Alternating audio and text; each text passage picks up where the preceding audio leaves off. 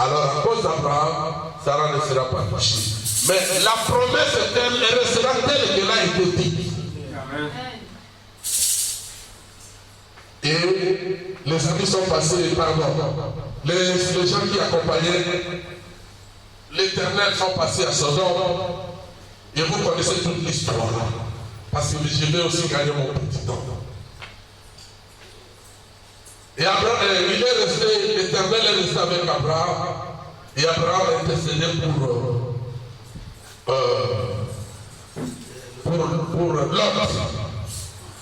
Il part à Sodome. D'abord, lui a commencé à dire à Abraham, je pars à Sodome. Parce que de tous les cieux, j'ai senti l'odeur de péché des gens de Sodome. Non, je suis descendu moi-même pour voir la situation de mes propres yeux, prendre les décisions qui s'imposent. Abraham a dit, aïe, mon enfant va mourir. Il a dit, l'Éternel, permets que ton serviteur demande à son Seigneur quelque chose. Lui demande à ça. S'il y a 50 à Sodome, est-ce que tu peux détruire cette ville? Il a dit 50, c'est trop. Je ne détruirai pas. Mais ici, vous êtes presque 50, vous dépassez presque 50, vous êtes presque 100. Vous pensez que Dieu peut détruire l'âme de son fils ou de sa fille seulement comme ça parce qu'il a commis un péché ou qu'elle a commis une erreur? Non. Parce que le péché de Sodome, on ne peut pas les comparer au péché d'aujourd'hui. Sinon, au moins, ce qu'on appelle la sodomie, l'homme avec l'homme, la femme avec la femme. Ne le faites pas. Vous n'êtes pas des Sodome. Vous êtes des enfants de Dieu. C'est à cause de ça que Dieu a détruit Sodome et Gomorrhe. Et aujourd'hui, l'homosexualité a gagné le monde entier. Dieu est prêt à détruire ce monde. Mais notre prédication ne va pas là-bas. Nous avons notre direction où nous prenons aujourd'hui. Mes amis, la réponse viendra. Et il faut avoir de la patience. Amen. Et continuer à prier Dieu. Amen. Cette réponse, elle viendra. Peut-être qu'elle te trouvera en position de Sarah, si c'est toi, ma soeur, qui est dans des difficultés. Parfois, la réponse viendra quand toi, mon frère, tu te retrouveras dans la position d'Abraham, qui avait des soucis dans son cœur. Elle ne pouvait pas donner un enfant à sa femme. Au point que sa femme, l'enfant que sa femme avait demandé de Agar est devenu. Ils ont encore augmenté le malheur de cette femme-là, de Sarah. Mais pour Sarah, la réponse était venue. Ma soeur, est-ce que vous pouvez dire que la réponse viendra? Répète, ma réponse viendra. Mon frère, est-ce que tu peux dire que ma réponse viendra? Ma réponse viendra. Ma réponse viendra. Dieu est Dieu. Il peut te répondre instantanément, tout comme il peut te répondre quelques jours plus tard, ou même des années plus tard. Mais toi, n'abandonne pas Dieu parce que ta réponse tarde encore à venir. Non, continue à adorer Dieu. Amen. Et même si aujourd'hui tu quittes le monde dans ce moment, continue toujours à dire ma réponse viendra. Mais Dieu ne te laissera jamais partir s'il t'a promis quelque chose. Et que tu partes pour laisser cette chose, ça n'existe pas en Dieu. Ou Dieu ne te laissera jamais mourir si tu n'as pas encore accompli ce que Dieu t'a envoyé faire sur la terre. Tu ne mourras jamais. Même si tu tombes de l'avion et que l'avion s'écrase et que tout le monde meurt, toi tu ne mourras jamais. Jusqu'à ce que tu accomplisses ce que Dieu t'a envoyé sur terre. C'est la même chose pour la réponse de Dieu. Elle viendra toujours. Dieu, le véritable Dieu, le Dieu réel qui promet un enfant et qui meurt avant de trouver cet enfant-là, ça n'existe pas en Dieu. Ça n'existe pas. Dieu te donnera ce qu'il t'a promis avant de mourir. Est-ce clair? Amen. Parce que notre Dieu, ce n'est pas un mythe. Alléluia. Notre Dieu, c'est un Dieu réel. Amen. Est-ce que vous comprenez? Amen. Je prêchais cette prédication quelque part dans une campagne.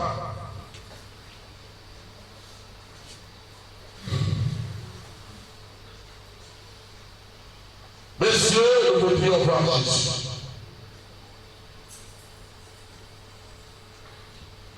Oh, Dieu est Dieu.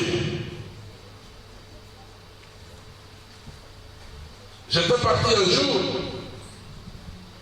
chez les indigènes. Après avoir visité quelques campements de pygmées, je sors maintenant dans une petite cité et les gens de la cité m'ont réservé une surprise. Ils ont dit, nous avons entendu que l'homme de Dieu va passer par ici.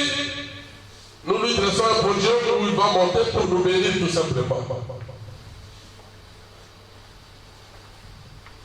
J'arrive vers un pont, sur un pont, pardon, je rencontre des membres de Croix-Rouge venir vers là où j'étais. Et je les ai demandé, pardon, venez-vous et où est-ce que vous partez? Ils ont dit non, nous t'avons suivi pour l'encadrement.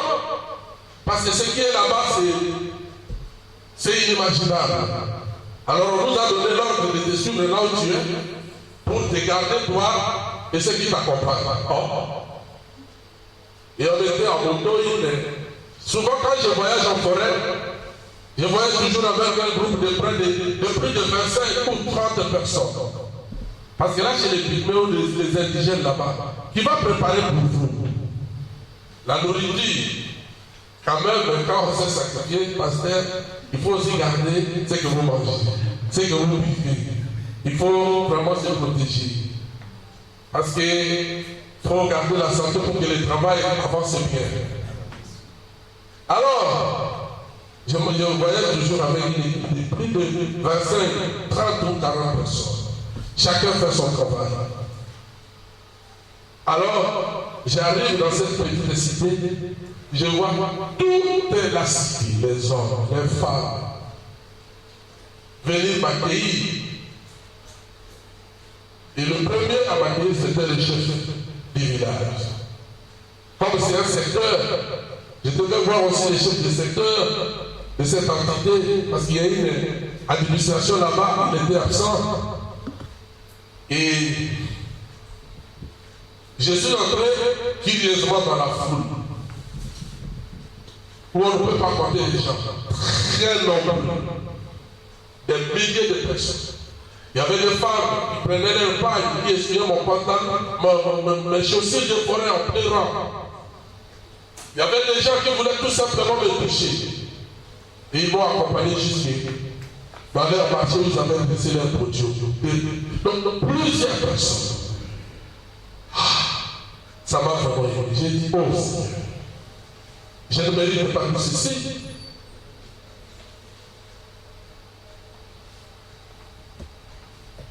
Ils ont dit, bénissez-nous. Je leur ai dit, moi, ça ne reste pas seulement à vous bénir, de vous bénir. On doit aller jusqu'au bout.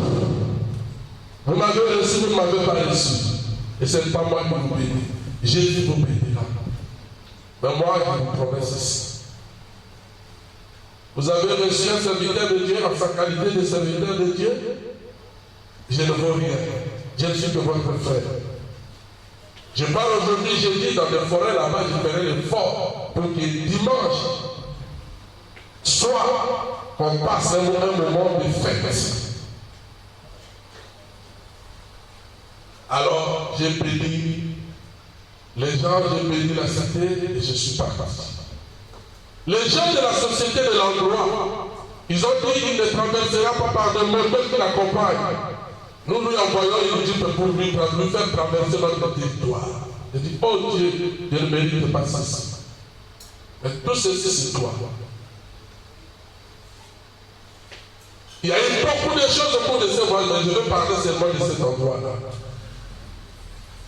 Je suis parti et je suis revenu dimanche soir parce que ce sont des petites pistes de forêt qu'on doit traverser par des motos. Si vous cognez une souche de bois, c'est fini, vous sautez à l'air pour mourir. Parce qu'au Congo, nous n'avons pas de route. Alors je suis arrivé là, le monde était déjà prêt. Je prêchais cette prédication ici. Pendant 35 minutes, c'était la campagne. J'ai vu une maman qui avait amené son enfant, qui était vraiment dans l'article de la mort parce qu'elle est née avec la drépanocytose, c'est ce que vous appelez anémie SS. Alors, 9 jours de coma à l'hôpital, il avait une dizaine d'années, au début de ses dizaines. Il est venu avec le pain, il l'a amené de l'hôpital. Et là, jeté l'enfant sur le pain. Les mouches entraient dans la bouche de l'enfant qui ne pouvait pas bouger. Vous pouvez comprendre que l'enfant vit seulement quand elle respire. Et les malades étaient venus nombreux. Quand j'ai terminé à prêcher, j'ai dit maintenant qu'ils veulent donner leur vie au Seigneur. 35 personnes sont venues cette soirée-là. Ils ont été là de côté, à quelques 50 mètres, ils commençaient à baptiser les gens là-bas. Alors c'est le temps des malades. Je vais prier pour les malades. J'ai dit, Seigneur, j'avais promis à ces gens qu'aujourd'hui, ça sera une soirée de fête, parce qu'ils t'avaient reçu. Moi, comme ton serviteur, ils t'ont reçu par moi. Maintenant, donne-leur la joie de la fête. Guéris ces malades au nom de Jésus-Christ. Mes amis, aussi sûr que le ciel est réel, aussi sûr que vous-même vous êtes là réel, il y a un Dieu réel au ciel. Amen. Quand j'ai terminé à prier, les gens qui étaient venus pour le service de la guérison ont vu que j'ai terminé la prière et ils ont commencé à rentrer chacun là où il était. J'ai dit, est-ce que vous m'avez réellement compris? Vous ne m'avez pas compris. Moi, j'ai prêché. Moi, j'ai prié. Mais celui qui va vous guérir, ce n'est pas moi. Il y a un autre être, le patron, qui va vous guérir. Restez là où vous êtes. Ne quittez pas ici. Et ils ont compris. Ils se sont retournés pour me regarder encore.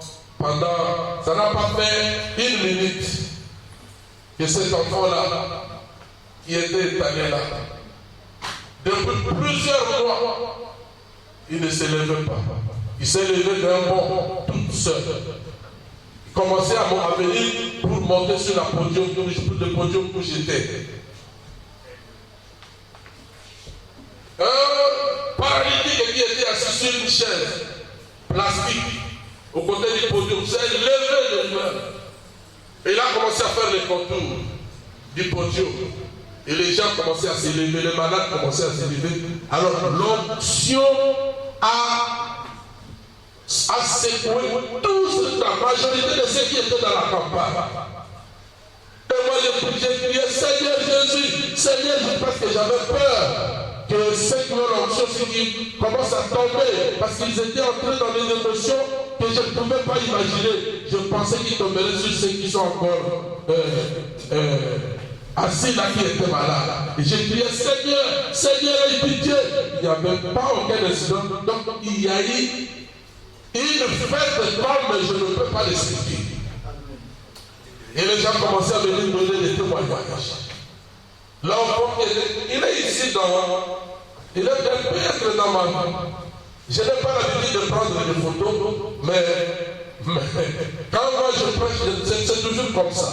Je ne m'occupe pas de prendre des photos ou des images. Parfois les gens qui j'appelle pour les images, Bon, vous savez que nous sommes au village, parfois ce sont des mauvaises images. C'est pour la gloire de Dieu, je n'en tiens pas tellement compte.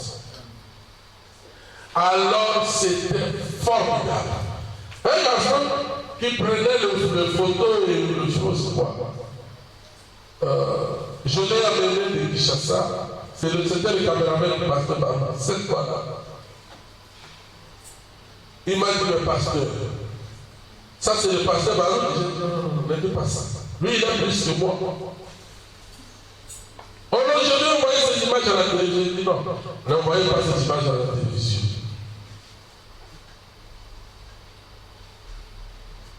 C'était une fête énorme et ça a bougé toute la cité. Au point que le matin, les gens qui étaient dans les maisons, le bruit est passé partout et les gens commençaient à amener les malades dans la maison, dans la parcelle où j'étais. Et ceux qui n'étaient pas à la campagne. Je vis un monsieur qui n'avait que sa peau qui couvrait ses seaux. J'ai dit aux gens qui étaient avec moi, j'ai dit, moi j'ai beaucoup travaillé hier, vous n'étiez pas là. Allez prier pour ce monsieur.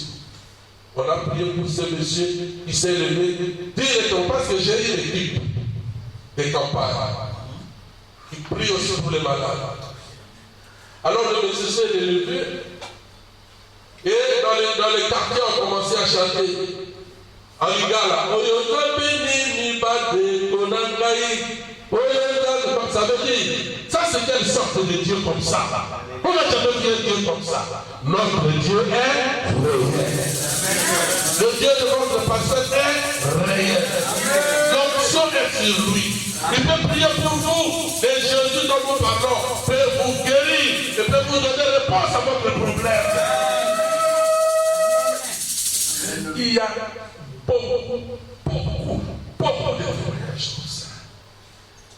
Et quand Dieu fait quelque chose sur la terre, c'est pour les hommes et les femmes qui vivent sur la terre. Amen.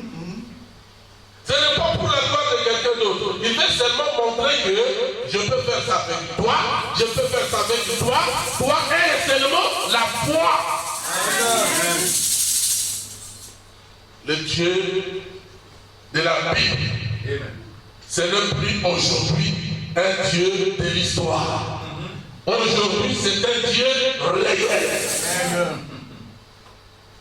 Au point que vous pouvez faire même lancer des défis avec d'autres religions. Et dire que si votre Dieu est réel, alors comme Élie avait dit, alors au mont Carmel, le Dieu qui répondra, c'est le véritable Dieu. Celui qui ne répondra pas, alors laissez-les abandonner. Mais nous savons que notre Dieu, Jésus-Christ, est toujours le Dieu de réponse. Amen. Est-ce que vous croyez à ça? Amen. Il peut vous donner des réponses à tous les problèmes que vous avez, chacun de vous. Et la réponse, quand elle viendra, ça vous trouvera peut-être en train de plaider. Et vous découvrirez que la réponse est venue peut-être après une semaine, un mois, la réponse était déjà là. Alors ces Grecs ici dont nous parlons, ils étaient venus à Jérusalem, pas une seule fois. Ils venaient, ils rentraient. Ils venaient, ils rentraient. Mais cette fois-là, c'était la Pâque. Jésus savait que son temps devait arriver. Et que les Juifs avaient déjà décidé son arrêt de mort. Parce que les gens partaient beaucoup vers lui à cause de Lazare qui était ressuscité.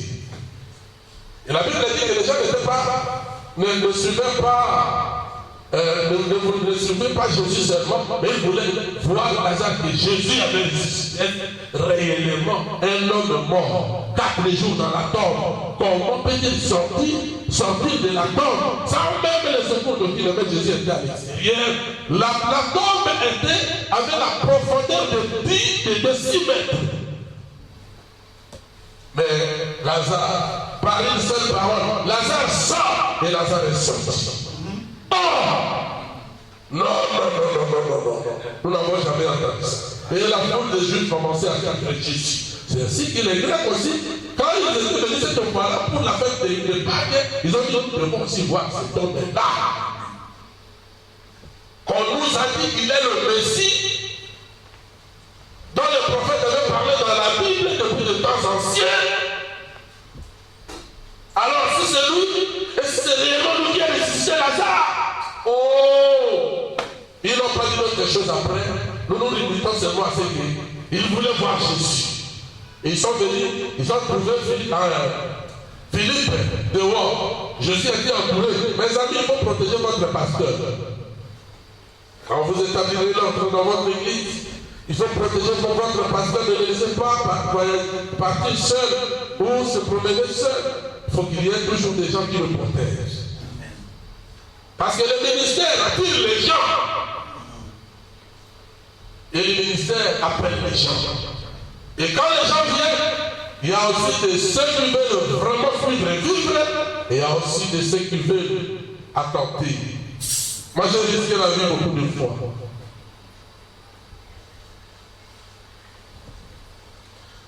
Et ils ont trouvé Philippe. Nous voudrions voir Jésus. Ah, vous voulez voir Jésus? Attendez là-bas.